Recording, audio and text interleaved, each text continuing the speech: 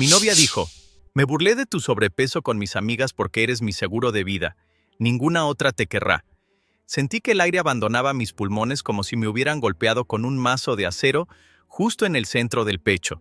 El sonido de su risa todavía flotaba en el aire de la cocina, mezclado con el aroma del café recién hecho que ahora me revolvía el estómago. No era una broma de mal gusto, ni uno de esos comentarios ácidos que ella solía soltar cuando estaba de mal humor por el trabajo.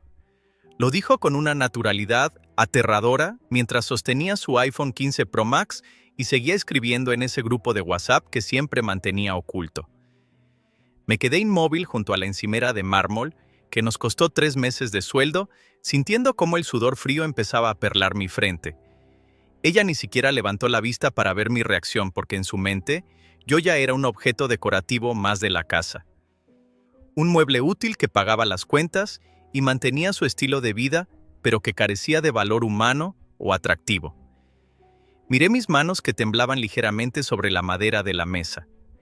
Siempre supe que no era un modelo de revista y que los últimos 2 años de estrés laboral me habían pasado factura en la báscula.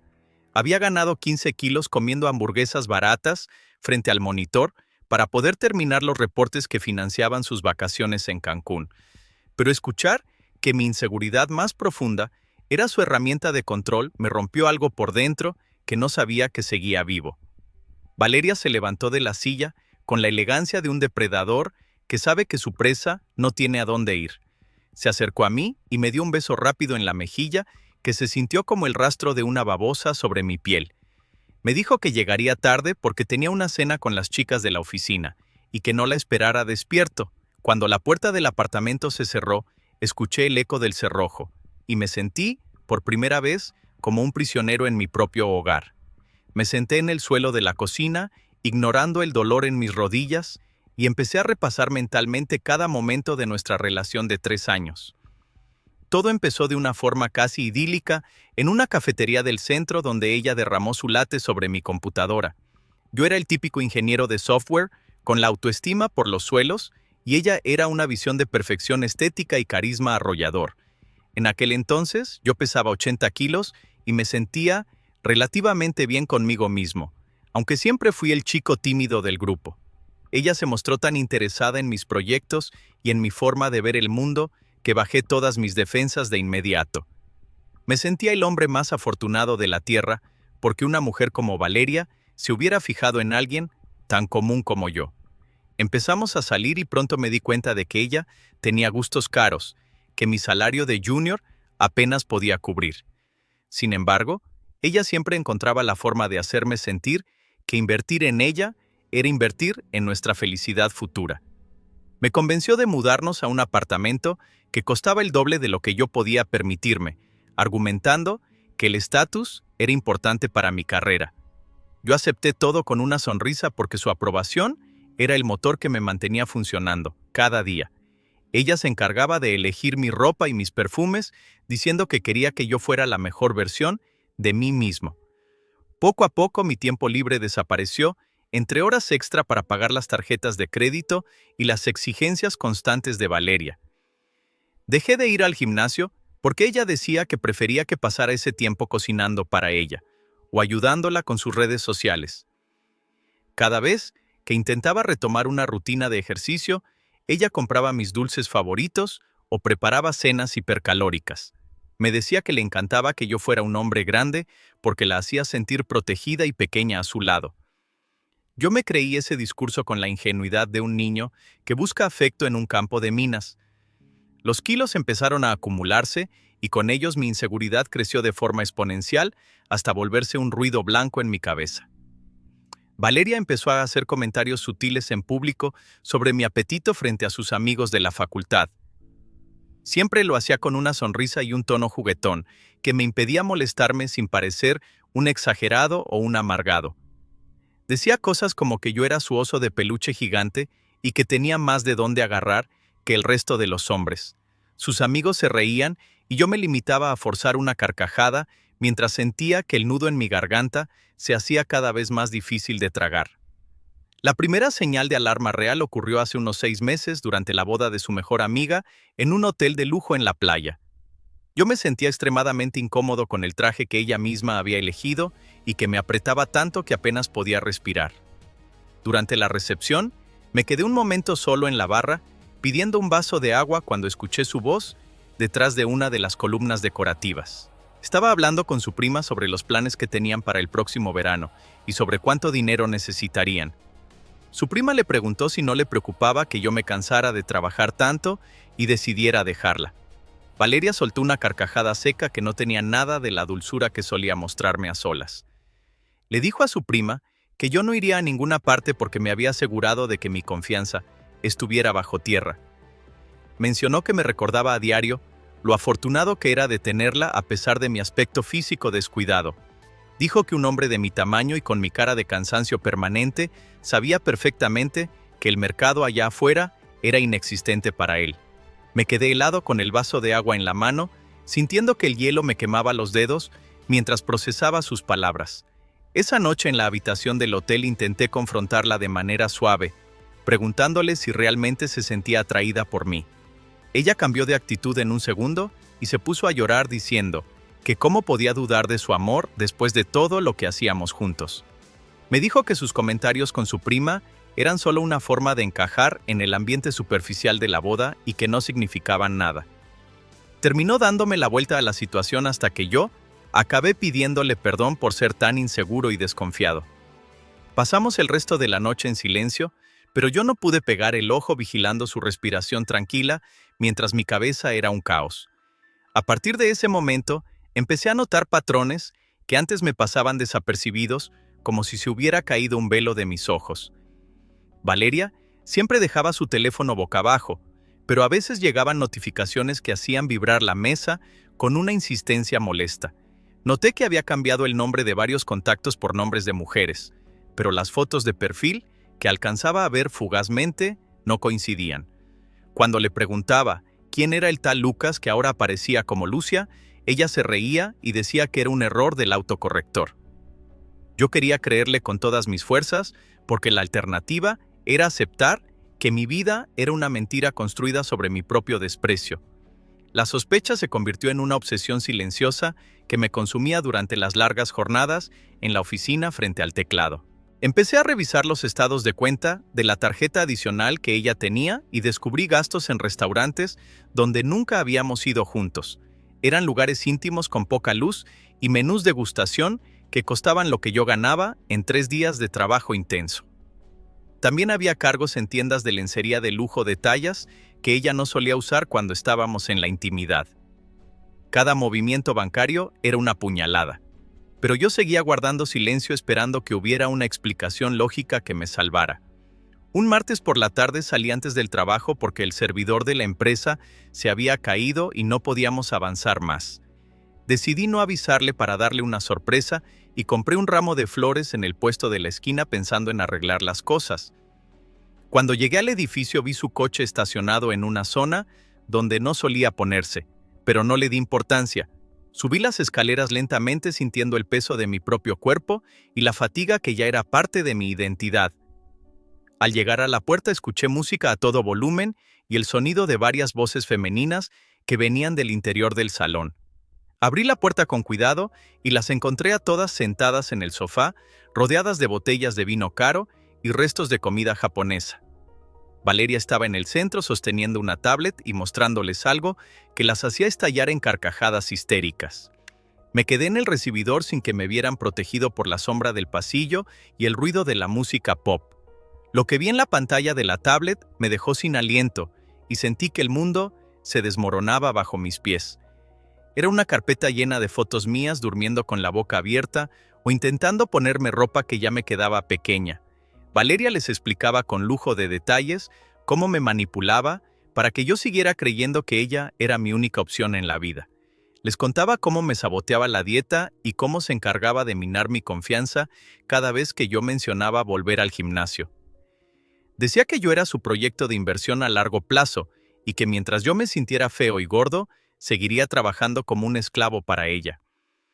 Una de sus amigas le preguntó si no le daba asco dormir conmigo, y ella respondió que simplemente cerraba los ojos y pensaba en las próximas vacaciones en Europa. El resto de las mujeres brindaron por el seguro de vida más rentable que habían conocido en su vida. Sentí una náusea violenta que me obligó a retroceder hacia la puerta de salida antes de que pudieran notar mi presencia. Salí del edificio y caminé sin rumbo por las calles, sintiendo que la lluvia empezaba a mojar mi camisa y a ocultar mis lágrimas. Cada palabra que había escuchado se repetía en mi mente como un eco infinito que me recordaba mi propia estupidez. No era solo que me estuviera engañando o usando por mi dinero, sino que disfrutaba activamente de mi destrucción física y mental. Me di cuenta de que mi sobrepeso no era un accidente del destino, sino un plan ejecutado con precisión quirúrgica por la persona que juraba amarme. Regresé a casa horas después cuando ya todo estaba en silencio, y Valeria dormía plácidamente, con esa expresión de inocencia que tanto me había engañado. Me quedé observándola desde el umbral de la habitación, preguntándome cómo alguien podía ser tan oscuro por dentro. Fui al baño y me miré en el espejo de cuerpo entero, encendiendo la luz blanca que resaltaba cada imperfección de mi piel. Vi al hombre que ella había creado y sentí un odio profundo no hacia mí, sino hacia el títere en el que me había convertido. Toqué mi vientre y mis mejillas sintiendo la textura de la traición encarnada en mi propia grasa corporal. Esa noche no dormí nada y me dediqué a revisar cada rincón de mi computadora, buscando pruebas de lo que sospechaba que era solo la punta del iceberg. Encontré una carpeta oculta en la nube a la que ella había accedido desde mi red doméstica por un descuido de seguridad. Allí no solo estaban las fotos burlonas de mi físico, sino también capturas de pantalla de conversaciones con un hombre llamado Julian. Las fechas coincidían con mis viajes de negocios y con los días que ella decía que se quedaba trabajando hasta tarde. Pero lo peor no eran las fotos explícitas ni las promesas de amor, sino la forma en que ambos se reían de mi ingenuidad. Julian le preguntaba en los chats cuándo pensaba dejarme de una vez por todas para que pudieran estar juntos de forma oficial. Ella le respondía que todavía no era el momento porque mi seguro de vida y mis ahorros aún no estaban en el punto que ella necesitaba. Le explicaba que estaba esperando a que yo terminara de pagar el préstamo del coche nuevo que ella usaba para poder divorciarse y quedarse con todo. Mencionaba que mi salud estaba tan deteriorada por el peso y el estrés que probablemente no duraría muchos años más y que ella heredaría la casa. Leer aquello fue como ver mi propia sentencia de muerte escrita con la caligrafía de la mujer que dormía a unos metros de mí. Me senté frente a la ventana, viendo cómo empezaba a amanecer y el cielo se teñía de un gris plomizo que reflejaba mi estado de ánimo. Sabía que no podía simplemente explotar y echarla de casa porque ella tenía todo planeado legalmente para destruirme. Ella era la beneficiaria de mi seguro de vida, de $1.000.000 y de todos mis fondos de jubilación corporativos. Si yo actuaba por impulso, perdería lo único que me quedaba, y ella ganaría la partida final que llevaba años preparando. Necesitaba ser más frío que ella y empezar a mover las piezas del tablero con una paciencia que nunca supe que poseía. A las 7 de la mañana, Valeria se despertó y salió de la habitación estirándose como si fuera un día cualquiera de sol y alegría. Me miró y me preguntó por qué estaba levantado tan temprano y por qué tenía esa cara de no haber pegado el ojo. Yo forcé la sonrisa más convincente de mi vida y le dije que solo estaba preocupado por unos problemas en el servidor de la oficina. Ella se acercó y me acarició la barriga con una suficiencia que me hizo querer gritar, pero me mantuve firme. Me dijo que preparara el desayuno porque ella tenía mucha hambre y que no olvidara ponerle extra de mantequilla a sus tostadas. Mientras batía los huevos en el tazón, mi mente empezó a trabajar a una velocidad frenética, trazando las primeras líneas de un plan de escape. No se trataba solo de irme, sino de asegurarme de que ella no se llevara ni un solo centavo de lo que yo había construido con mi esfuerzo. Miré el bote de vitaminas que ella me obligaba a tomar cada mañana, diciendo que eran para mi corazón cansado. Me pregunté qué más habría en esas pastillas que yo consumía con una confianza ciega cada día. El terror me recorrió la columna vertebral al darme cuenta de que mi vida corría peligro real en esa casa que yo mismo pagaba. Terminé de servir el desayuno y me senté a la mesa observándola, comer con una voracidad que antes me parecía encantadora y ahora me resultaba repulsiva.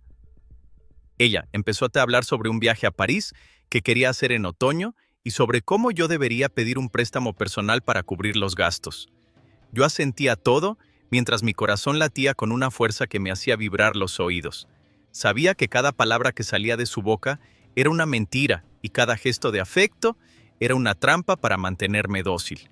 Pero ella no sabía que el seguro de vida acababa de despertar y que el precio por mi destrucción iba a ser mucho más alto de lo que ella podía imaginar.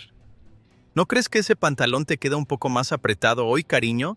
¿O es que la báscula por fin ha decidido decirnos la verdad? Valeria soltó el comentario mientras se ajustaba su falda de seda de $400 frente al espejo de la entrada. Lo hizo sin mirarme, con esa voz cantarina que escondía un veneno capaz de paralizar a cualquiera. Yo estaba allí de pie, con el maletín en la mano, sintiendo cómo la tela de mi propio traje me asfixiaba, pero no por el tamaño, sino por la rabia contenida. Verla ahí, tan perfecta, tan calculada, mientras se burlaba de la misma ansiedad que ella me provocaba, me produjo un escalofrío. Ella se giró, me lanzó un beso al aire y salió por la puerta dejando tras de sí un rastro de perfume caro que se me pegó a la garganta, como si fuera gas lacrimógeno. Ese mismo día, el descaro pasó de los comentarios hirientes a la invasión total de mi espacio y mi dignidad. Al llegar del trabajo, encontré la casa llena de bolsas de compras de diseñador. Valeria no estaba, pero había dejado los recibos sobre la mesa del comedor, como si quisiera que viera cuánto de mi salario se había evaporado en una sola tarde. No eran cosas para nosotros, eran zapatos de hombre de una talla que no era la mía y camisas de corte italiano para alguien con un cuerpo atlético. Al lado de las bolsas había una nota. Para la cena de gala de tu empresa, quiero que Julian me acompañe como mi primo, para que no tengas que esforzarte en socializar. Sé que te cansa estar de pie tanto tiempo. Me desplomé en la silla de la cocina sintiendo que mi propia casa se convertía en un territorio enemigo. El cinismo de presentar a su amante como su primo en un evento de mi propia empresa era el nivel máximo de humillación que podía tolerar. Abrí mi computadora con los dedos torpes y el corazón martillando contra mis costillas. Sabía que ella usaba una cuenta secundaria de Instagram para coordinar sus citas. Aprovechando que se había dejado la sesión abierta en el iPad de la cocina, entré en sus mensajes archivados. Lo que encontré fue el secreto mayor, algo que superaba cualquier infidelidad física y que me hizo sentir un vacío absoluto en el estómago. Había una conversación con un abogado especializado en divorcios y derecho sucesorio. Valeria no solo estaba esperando a que yo pagara sus deudas, estaba consultando cómo acelerar el proceso de cobro de mi seguro de vida. Le preguntaba al abogado si el hecho de que yo tuviera obesidad mórbida y un historial de estrés crónico facilitaría que la muerte se declarara causas naturales en caso de un fallo cardíaco. Incluso mencionaba que estaba mezclando ciertos suplementos en mi café para elevar mi presión arterial de forma constante. Me quedé mirando la pantalla durante lo que parecieron horas, con la respiración entrecortada y las manos heladas. Mi novia no solo quería mi dinero, estaba planificando activamente mi muerte. La crisis emocional me golpeó como un tsunami. Corrí al baño y vomité todo el almuerzo mientras las lágrimas me nublaban la vista. Me miré al espejo y vi a un hombre que había permitido que su amor propio fuera devorado por una depredadora. Me sentí pequeño, estúpido y profundamente solo. Pensé en llamar a mi madre o a mis amigos, pero recordé que Valeria se había encargado de alejarlos a todos durante los últimos 2 años, diciéndoles que yo estaba demasiado ocupado o que simplemente no quería verlos. Estaba atrapado en una jaula de oro que yo mismo había financiado con cada hora extra de mi vida. Me senté en el borde de la bañera y empecé a llorar de una forma que no conocía, un llanto silencioso que me desgarraba el pecho. Sentía que mi identidad se había disuelto por completo. ¿Quién era yo si no era el proveedor de Valeria? ¿Quién me querría con este cuerpo que ella se había encargado de deformar? El eco de su frase inicial resonaba en las baldosas blancas del baño. Ninguna otra mujer te va a querer de verdad. Por un momento, casi le creí. Casi acepté mi destino de morir en silencio para que ella pudiera vivir una vida de lujos con su amante en la playa. Pero entonces, algo cambió. Un fuego frío empezó a subir desde mi estómago hasta mi cerebro. Miré las pastillas que ella me dejaba preparadas cada noche en la mesilla de noche, esas que supuestamente eran para mi bienestar. Las tomé todas y las guardé en una bolsa de plástico pequeña. Mañana mismo las llevaría a un laboratorio privado para que las analizaran. Si ella quería jugar a la viuda negra, yo le iba a enseñar lo que sucede cuando acorralas a un ingeniero que no tiene nada más que perder excepto su propia vida. Mi tristeza se transformó en una claridad mental aterradora. Esa noche, cuando Valeria regresó a casa oliendo a vino y a tabaco ajeno, yo ya estaba en la cama fingiendo dormir. La sentí deslizarse bajo las sábanas con una frialdad que me dio asco. Se acercó y me susurró al oído que me quería, pero yo podía sentir cómo sus ojos escaneaban mi cuerpo, buscando signos de debilidad. No respondí. Mantuve mi respiración pesada y rítmica mientras en mi cabeza empezaba a diseñar la arquitectura de mi venganza. Ya no era el oso de peluche gordo e inútil que ella creía controlar. Era un hombre construyendo un muro de contención antes de la inundación. La preparación de mi venganza comenzó a la mañana siguiente con una visita al banco antes de ir a la oficina. No cerré las cuentas de inmediato porque eso la alertaría, pero empecé a desviar pequeñas cantidades de dinero a una cuenta nueva a nombre de una sociedad limitada que ella no conocía. Hablé con un detective privado especializado en fraudes y casos maritales. Necesitaba pruebas sólidas, fotos, videos y audios de sus planes de envenenamiento y sus infidelidades.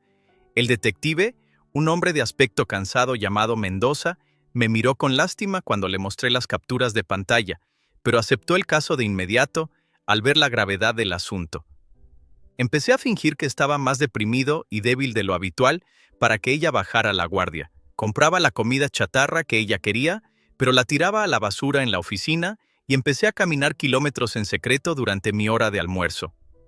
Cada paso que daba era un paso hacia mi libertad. Comencé a recopilar todos los recibos de los lujos que ella había comprado con mi dinero, cada bolso, cada joya, cada zapato. Todo iba a ser documentado como parte de un esquema de abuso financiero que presentaría ante el tribunal cuando llegara el momento de desmantelar su vida perfecta. También contacté a un viejo amigo de la universidad que ahora era un experto en ciberseguridad. Necesitaba clonar su teléfono sin que ella se diera cuenta. Él me proporcionó un software que se instalaba mediante un enlace camuflado. Le envié a Valeria un mensaje con una supuesta reserva para un spa de lujo que ella tanto quería, y en el momento en que hizo clic, tuve acceso total a su vida digital. Lo que vi en sus mensajes de voz con Julian me revolvió el estómago nuevamente. Se reían de cómo yo jadeaba al subir las escaleras y apostaban sobre cuánto tiempo me quedaba, antes de que mi corazón finalmente se rindiera bajo el peso del estrés que ella me generaba deliberadamente.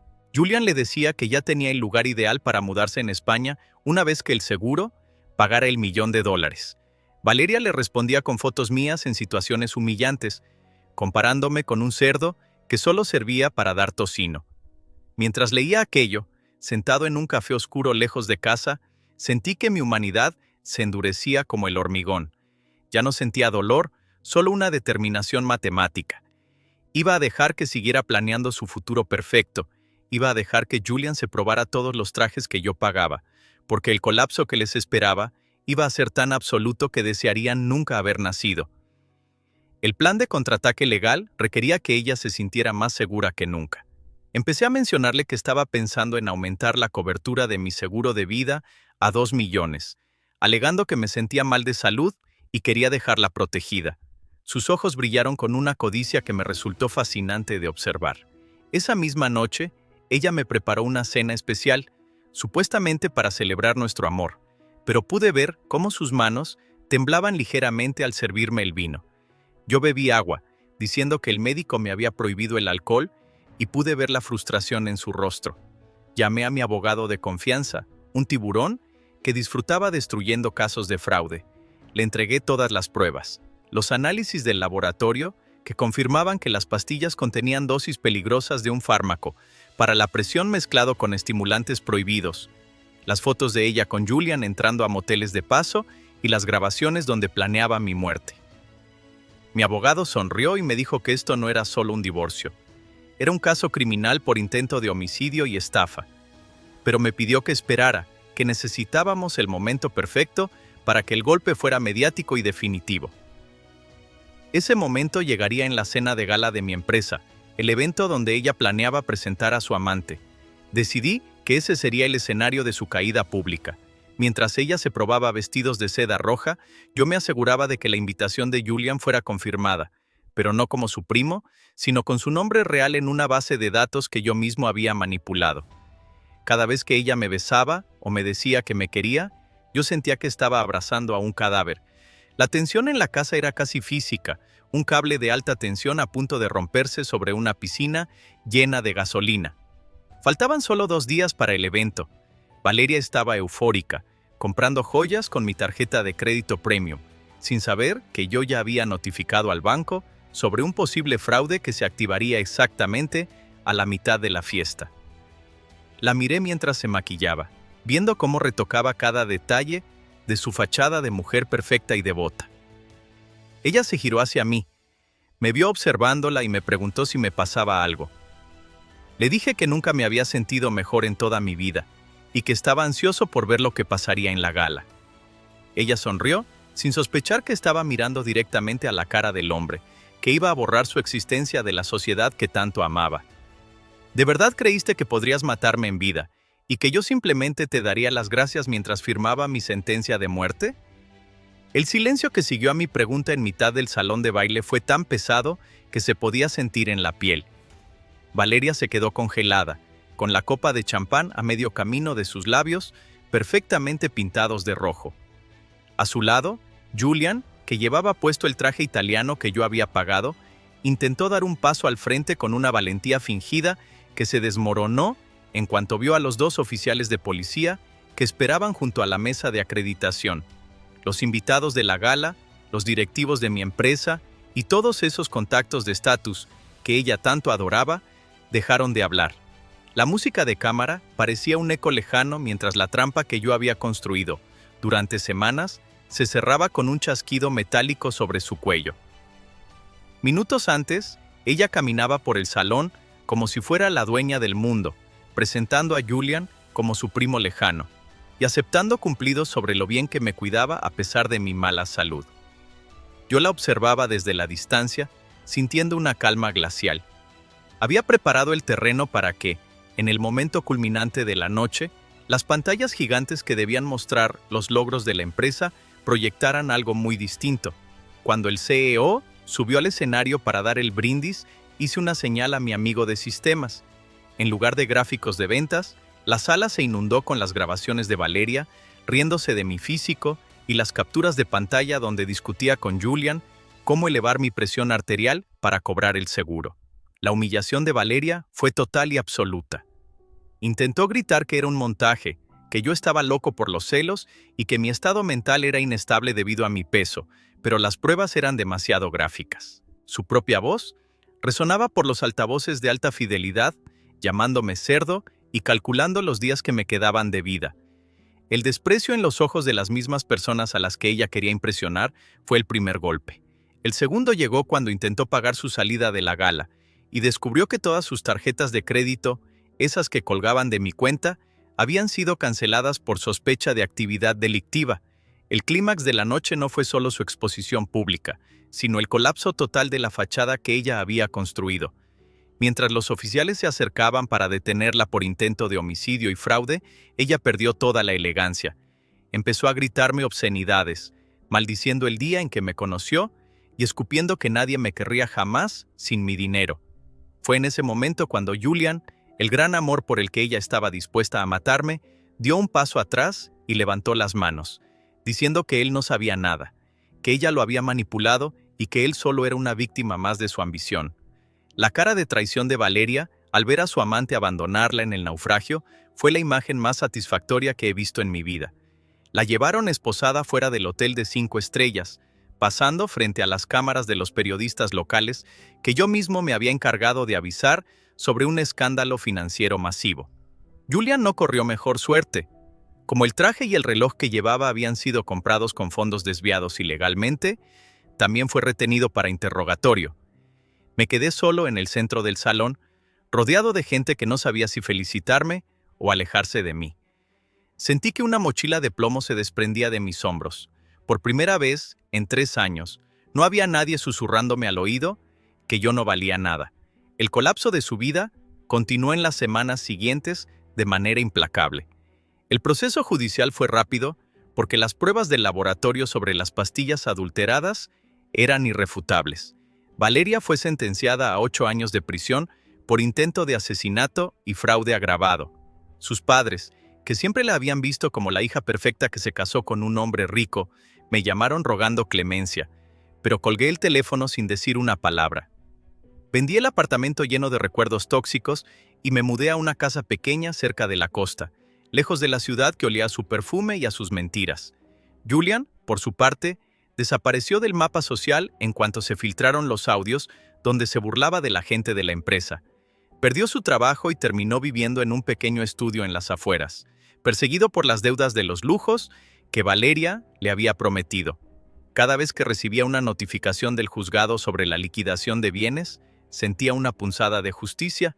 No se trataba de dinero, se trataba de recuperar cada gramo de dignidad que ella me había robado mientras yo creía que estaba construyendo un hogar. El epílogo de mi historia no fue un regreso mágico a la perfección, sino un proceso lento y doloroso de reconstrucción. Pasaron 6 meses y he perdido 20 kilos, no por una dieta impuesta por el odio de alguien más, sino porque finalmente tengo ganas de vivir para mí mismo. Mi salud ha mejorado drásticamente ahora que mi café matutino no contiene veneno, y mi mente no está bajo un ataque constante de gaslighting. A veces, por las noches, todavía escucho su voz diciéndome que soy su seguro de vida, pero ahora esa frase tiene un significado diferente. Mi vida es, efectivamente, segura porque ella ya no forma parte de ella. He vuelto a hablar con mi madre y con mis viejos amigos, quienes me recibieron con los brazos abiertos y lágrimas en los ojos, disculpándose por no haber insistido más cuando me vieron desaparecer en las garras de Valeria. Recientemente, conocí a alguien en un grupo de senderismo. Ella no sabe cuánto gano ni qué coche conduzco. Y cuando me mira, no veo un cálculo financiero en sus ojos, sino una chispa de interés genuino. Valeria sigue en su celda, probablemente culpando al mundo de su desgracia, sin entender que el hombre que ella despreciaba por su peso resultó ser demasiado pesado como para que ella pudiera enterrarlo vivo.